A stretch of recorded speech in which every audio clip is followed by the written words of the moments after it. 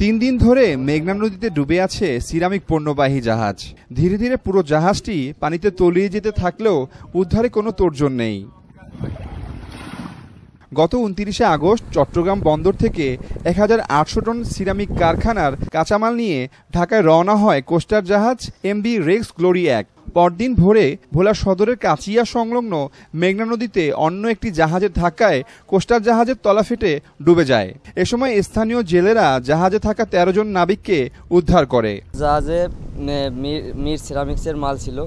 আমরা চট্টগ্রাম থেকে ঢাকার উদ্দেশ্যে যাচ্ছিলাম।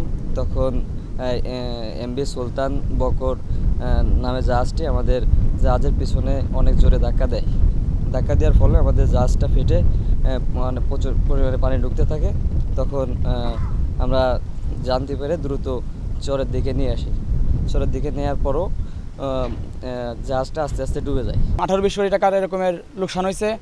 আবার আমাদেরও অনেক ধরনের লস। আমরা কমপক্ষে জীবনটা নিয়ে কিনার দিকে আসছি। এখন আল্লাহর রহমতে আমরা যা যা পারছি আমাদের নিজেদের পার্সোনাল জিনিস টুকটাক কিছু নিয়ে আসতে পারছি। আনার পরে এখন আমরা কিনার দিকে আছি। এখন আমরা একটু সবাই আল্লাহর রহমতে একটু ভালো আছে, কিন্তু জাহাজের পরিস্থিতি খারাপ। জাহাজ আস্তে দিন যাচ্ছে আর জাহাজটা আস্তে আস্তে তলিয়ে যাচ্ছে।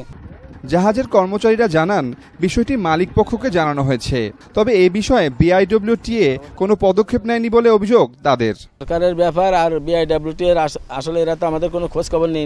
আমরা যে আর আমাদের আসার মধ্যে আসছে চাঁদপুরের থেকে আসে একটা বয়া দিয়ে গেছে জাহাজের অবস্থান নির্ণয় করার জন্য, আর অন্য কেউ আসে নাই। আর আমাদের কোম্পানি থেকে যেটা ইন্স্যুরেন্স করা ইন্স্যুরেন্স আসে ওরা তারা দেখে গেছে।